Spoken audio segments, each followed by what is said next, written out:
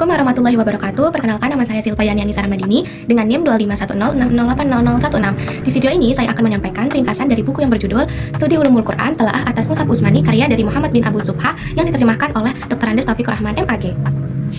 Pernah kepikiran nggak Al-Quran yang kita baca sekarang ini gimana ceritanya dari yang tadinya cuma bisa dihafalin jadi satu buku yang utuh?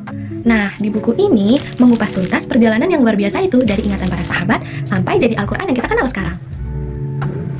Coba deh bayangin, Al-Quran yang ada di rumah kita, atau bahkan di aplikasi handphone itu, semuanya kalau ditarik garis lurus ke belakang, akarnya cuma satu loh. Yaitu sebuah proyek yang luar biasa banget, yang usianya hampir 1400 tahun loh. Tapi, ini jadi pertanyaan besar nih kan, kenapa sih hal ini tuh sampai perlu dilakukan? Bukannya wahyu itu udah selesai turun pas Nabi wafat? Nah, pertanyaan inilah yang jadi jantung dari pembahasan di buku ini. Oke, untuk jawab pertanyaan yang tadi, kita tuh harus mundur dulu jauh ke belakang ke zaman Nabi Muhammad.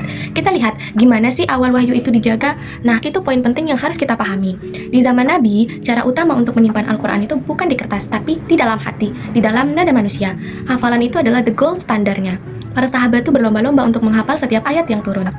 Tapi di satu sisi, budaya hafalan itu kuat banget. Tapi di sisi lain, tulisannya tuh bukan yang nggak ada, cuman kayak sporadis gitu. Ditulis di apa aja gitu, misal di pelepah kurma, tulang, batu pipih, tapi yang jadi andalan utamanya yang tetap hafalan. Tapi sistem yang sangat bergantung pada ingatan manusia ini tuh rentan banget gitu loh. Nah, pada masa itu terjadi sebuah krisis besar yang datang dan mengancam segalanya. Krisis itu terjadi di pertempuran Yamamah. Ini pertempuran yang dahsyat banget dan terjadi nggak lama setelah Nabi wafat, sekitar tahun ke-12 Hijriah. Dan ini tuh angkanya mencapai 700. Bayangkan, 700 penghafal Al-Quran itu gugur di satu pertempuran itu. Itu bukan cuma sekedar angka gitu loh, jadi ini kayak kita punya perpustakaan berjalan tuh yang hilang gitu. Jadi hal itu membuat orang-orang sadar bahwa tradisi lisan atau menghafal itu rapuh banget. Kepanikan itu tergambar jelas dari ucapan Umar bin Khattab. Beliau menemui Abu Bakar dan berkata bahwa pembunuhan para penghafal Al-Quran itu udah parah banget. Jadi Umar bin Khattab tuh khawatir Al-Quran itu akan hilang. Bisa dirasakan kan urgensinya seperti apa pada masa itu?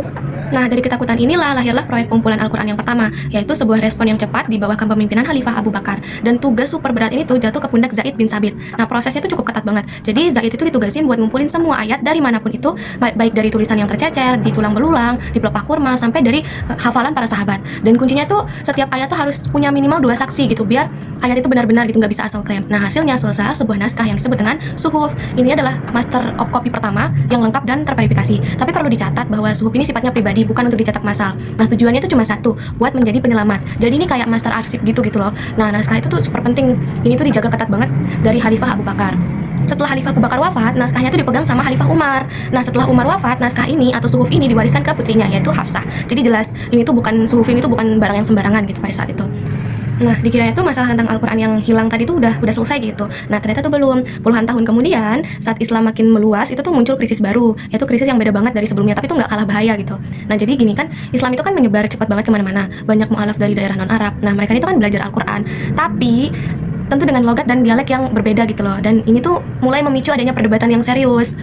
Kemudian masalah itu bukan lagi takut hilang, tapi takut umat pada saat itu terpecah belah gitu loh. Nah, pemicunya itu datang dari seorang komandan perang, Huzaifah bin Al-Yaman. Waktu itu lagi di medan perang di Armenia dan Azerbaijan. Jadi dia melihat seorang pasukan yang dari Suriah dan Irak tuh malah ribut soal cara baca Al-Quran. Nah, komandan perang itu panik. Jadi langsung dia balik ke Madinah dan lapor ke Khalifah Utsman. Mendengar laporan itu, Khalifah Utsman sadar kalau itu bahaya banget gitu loh. Nah, karena udah merasa bahaya banget, beliau pun mengambil satu langkah besar, yaitu satu keputusan yang akan menyatukan semua, dan dampaknya itu terasa sampai sekarang.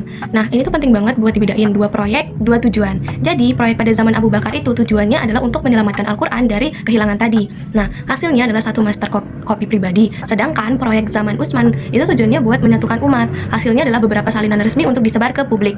Nah, langkah-langkah yang diambil oleh Khalifah Utsman ini tuh sistematis gitu. Pertama, Zaid bin Sabit itu dipanggil buat mimpin tim. Nah, kedua, mereka tuh minjem Suhuf dari Hafsah sebagai rujukan utama. Ketiga, teksnya itu distandarisasi pakai dialek Quraisy, dialeknya Nabi. Nah, kemudian yang keempat, dibuatnya beberapa salinan master. Nah, yang kelima, salinan-salinan ini kemudian dikirim ke kota-kota besar di seluruh wilayah Islam. Dan yang terakhir adalah langkah yang paling kontroversial dan paling krusial, yaitu semua salinan lain yang berbeda itu diperintahkan buat untuk dibakar. Tujuannya adalah cuma satu, biar nggak ada lagi perdebatan. Terus, pernah kepikiran nggak apa sih dampak proyek Utsman ini buat kita? Nah, hasil akhir inilah yang kita kenal sebagai dengan Mushaf Utsmani. Ini adalah naskah standar resmi yang jadi nenek moyang dari semua Al-Quran yang ada di dunia ini sekarang gitu. Jadi setiap mushaf tanpa terkecuali. Akhirnya inilah yang kita kenal sebagai dengan Mushaf Utsmani. Ini adalah naskah standar resmi yang jadi nenek moyang dari semua Al-Quran yang ada di dunia ini sekarang. Nah, setiap mushaf itu tanpa terkecuali. Kemudian salinan-salinan master tadi itu nggak cuma disimpan di Madinah loh, tapi disebar secara strategis ke kota-kota besar seperti Mekah, Suriah, Basrah, Kufah, dan nggak cuma dikirim, tapi juga dikirim qori, yaitu ahli baca Al-Quran untuk ngajarin gimana cara bacanya yang benar. Jadi standarisasinya itu menyeluruh. Jadi kalau disimpulin, ini tuh adalah kisah yang luar biasa banget tentang pemeliharaan, sekaligus persatuan kisah tentang bagaimana para sahabat dengan visi mereka yang jauh ke depan dan merespon krisis itu bagaimana gitu. Bagaimana mereka bertindak tegas untuk menjaga warisan suci ini agar tetap utuh untuk kita semua. Nah, ini juga mungkin bisa jadi bahan renungan buat kita tentang upaya manusia yang begitu teliti dan terencana untuk menjaga Al-Quran. Bisa mengubah cara kita melihat hubungan antara iman, sejarah, dan tanggung jawab kita sebagai manusia. Terima kasih, sekian yang hanya bisa saya sampaikan terkait dengan isi buku ini. Assalamualaikum warahmatullahi wabarakatuh.